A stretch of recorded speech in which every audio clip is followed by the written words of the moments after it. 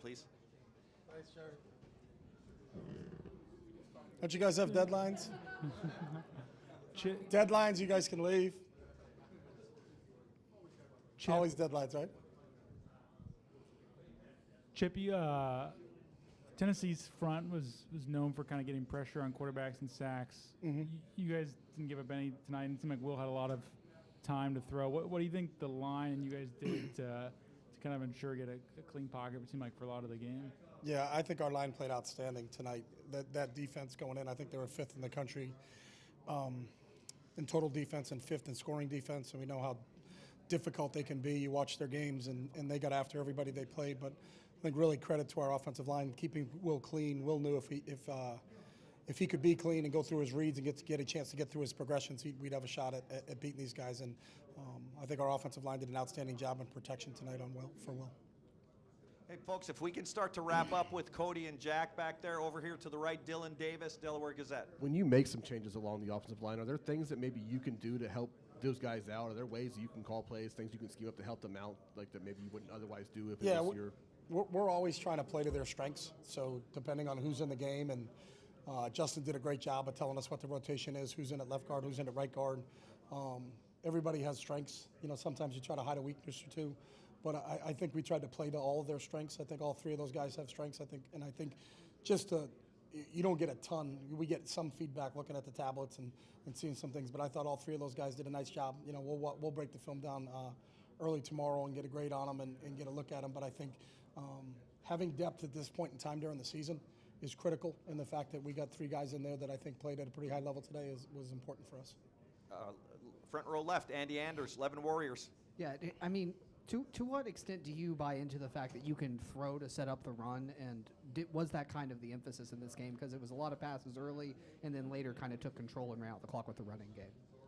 Yeah, I mean, it just depends on who you're playing. So I think there's always a philosophical approach when you're playing somebody based upon what their strengths are and what their weaknesses are and what you're trying to exploit. You know, I don't think it's necessarily as easy as say throw to set up the run. I've done that before and gone 3 and out, 3 and out, 3 and out, and we haven't gone anywhere with it. So it's not just, hey, just do this and it works. It comes down to the players executing, and I thought our players executed at a really high level tonight. That's right. Over here to the right, Stefan Kreishnik, Cleveland.com. For the last 3 weeks, what impressed you about Will? Not just the way his play improved, but kind of how he handled the 3 weeks after the Michigan loss. Yeah, I think the one thing with Will is he's consistent. You know, he's the same person every day. He's not too high, he's not too low. He's a lifelong learner. He's got a thirst for learning. You know, he's in every day. You know, he's watching film, he's studying, he's always trying to get better, and can he get just a little bit better on a daily basis. But the one thing about Will, there's a consistency to his approach, and there's a consistency to how he is every single day in practice. You know, he's not one of those guys that's low on one day, high on another day. He's not like that. He's kind of really steady in his approach to how he prepares for games, and I think that's what you see when he plays in a game like he did tonight. Okay, we're going to go do one more question for Coach Kelly, but in the meantime, I'm going to send JT Tuimoloau to that back table on the right. Over here to the left, Jake Trotter, ESPN. Yeah, Chip, a few days after the Michigan game, Ryan said, we have plenty of good enough players to go on a run and win the national championship. What did this performance tonight say about what you guys are capable of when you play your game? Yeah, it says we're one of 8 teams left. You know, everybody is fighting for the same prize.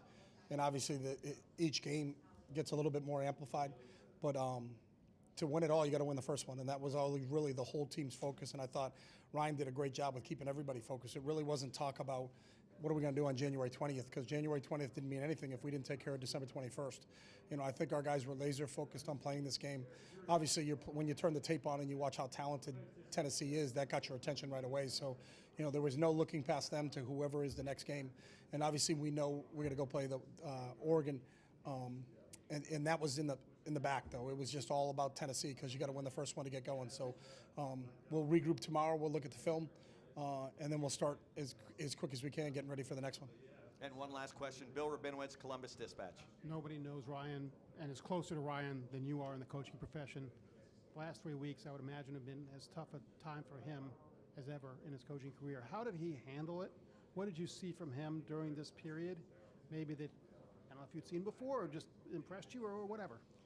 Nah, I just saw the guy I've known since he was 5, and I told him a long time ago he's built for this, and he understands it. He understands the gravity of what his position is.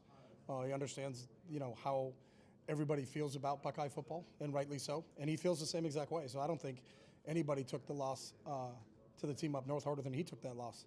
And that's just the type of person he is. But he also has to lead from the front. So it wasn't feel sorry for me and hey, is everybody going to pick me up or are they going to make me feel better? It was like, no, we got to address this the right way. We got to look at what we did on film. We got to figure out how can we correct that. How do we put our positions? I think your job as a coach is to put your players in positions to make plays.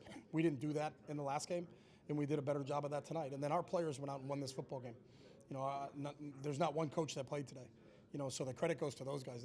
They were awesome, and they were clicking on all cylinders. And when you start to call plays and Will can finish the play before you get it out, you know how dialed in you are. And I think that's what these 2 weeks were, as we're saying, hey, we're going to go to 9. And before I could even get the second part of the play out, and it was a 10-play word call, he had it. He knew what we were doing. And I think the buy-in, especially from the leaders here and our senior leaders, is tremendous. And I think that's what's going to propel us as we continue to move forward with the ultimate goal of trying to get to January 20th. In both. We have a communication system that is kind of unique, but we're always talking through the headset, and he'll hand signal and got it, and I will start to make check it to and he knows he got it, and so I think it just tells where he is and how dialed in Will has been throughout the entire season. And I think I don't know what he finished today, but I think it was above 80 again. We talk about that, but I think there's a reason for that, and it's how hard he works at it. I think he understands the fundamentals of the position, but really the game within the game and taking what the defense gives him and making those decisions of when to take a check down and not to force a play. But if your opportunities come and you do have a shot to put the ball in only a spot where JJ can catch it, or if JJ can't catch it, they're going to have to interfere with him. And great decision making today. But I think the credit goes to the players, man. Those guys have been awesome since what happened in the last game. And I think those guys said, hey, we got a chance here, and because we're in it, and that was the only thing they were hoping for is, are we still in this tournament? If we're in the tournament, then let's go win it. Coach, thank you very much. Thanks, guys.